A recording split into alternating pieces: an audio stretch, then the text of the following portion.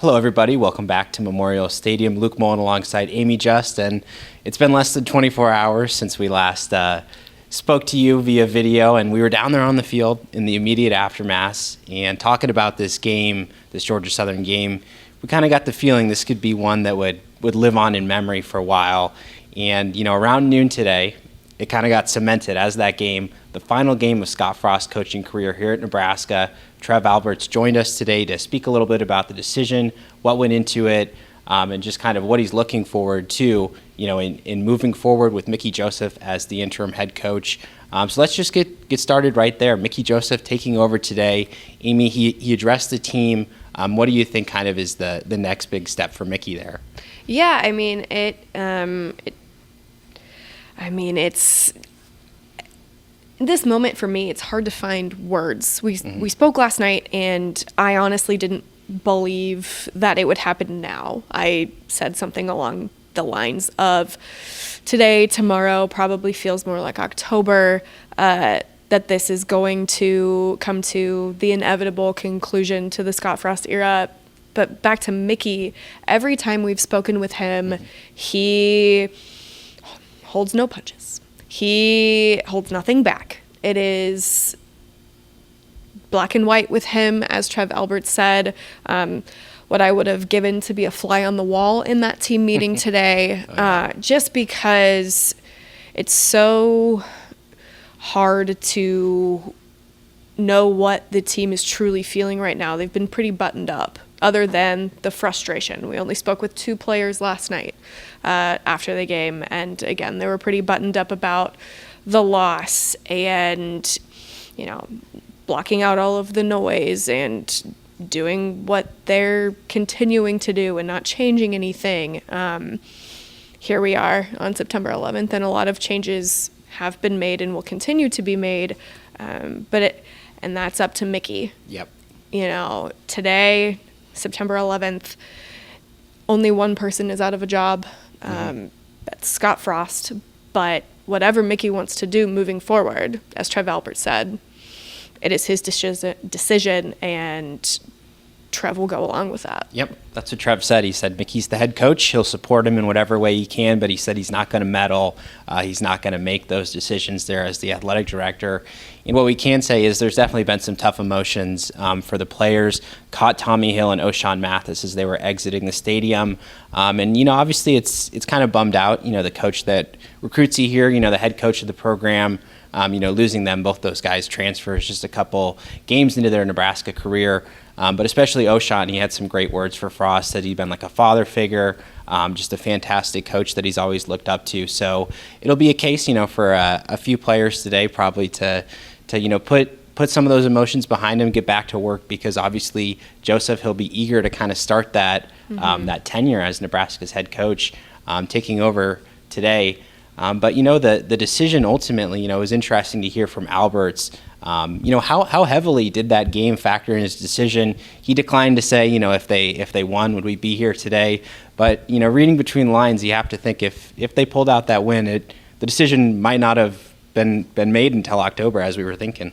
Yeah, and you look back to before the season started, and you look at how there were so high expectations for the defense, right? Like, we all thought that the defense was going to be, this stronghold for this team. We were a little unsure of the offense, as there had been so many changes there. And now here we stand with Nebraska at 1-2. And on paper, this team easily could have been 3-0. Absolutely. And I've said it before, I will continue to say it again. I think this team has the talent, the individual talent, to be so much better than this. And maybe Mickey Joseph will bring it out of them and get this team to finally come together. And another point I want to make here is how Trev spoke over and over again about how this is such a hard decision for him. He never wanted this day to come. He never wanted to have to make this decision. Scott is Nebraska through and through, always has been, always will be. There's no changing that. And And the word that comes to mind for me to describe this whole situation is just sad. Absolutely. I mean, when you think back to the anticipation that he arrived here with, the stellar career, Oregon, Central Florida, building up through the coaching ranks, it wasn't a case where you hire an inexperienced novice coach just because they had ties to the program. I mean, he proved himself. He had a fantastic year there at Central Florida, coming in, and it just never really translated. There were moments, obviously, we all saw that on the field. You get great play for a couple quarters, but it never really panned out. The one-score losses, I mean, ultimately, that's going to be a major thing that this tenure is remembered by. I think it's his last 10, 12 games have all been, one-score, 10-point losses. And, the final record, it is what it is, 16-31 here at Nebraska, almost double the losses as the wins. And obviously, that was kind of the major thing. Trev said that's just not good enough. It isn't. And Scott, he, for all his faults, it didn't work. Mm-hmm. For as much as just about everybody wanted this to work, it didn't work. And even last night, in the last question that he was asked, what is the message you would say to the fans? He said that I'm, fighting with all that I've got. I'm thankful for the fans who are sticking it out with us. But at the end of the day, he lost the one that mattered most, and that's Trev Alberts. Absolutely. That's a great point, that he initially he was, one of Frost's biggest fans, coming in, a guy who knows the culture super well, said he was super eager to work with him. He always thought that they could make it work. But I think, this year the 1-2 start was just too much, to really see that come to fruition. And obviously for Frost, I mean, like Albert said, he's a guy who fought hard, put in so much work behind the scenes. Even if that didn't lead to wins, obviously he was a guy who was grinding hard every day, every season, and every team that he put out there with the anticipation of getting this program back where it needs to be. And it didn't happen. That's why we are where we are. Mickey Joseph taking over. And I think, the real key now is belief, because obviously that was something that has been missing on the field, I think, throughout this entire season. That's why they are 1-2. They got down against Northwestern, the adversity, and that belief, it didn't really come back against North Dakota. It was there for moments last night, but a loss like that, it crushes you. Today, I'm sure, was another blow for the team. So that's going to be the challenge for Mickey. How do you build this team up, rally around each other? And I think if there's anybody who can do that, it's Mickey Joseph, high energy guy, a guy that all his wide receivers, pretty much everybody on the team, super supportive of. So now he's got a new role, a lot on his plate, a lot to do. Oklahoma coming to town on Saturday. Yeah, you couldn't throw somebody into a more high-stakes situation, but if there is anybody on this staff that is capable of doing so, it's Mickey.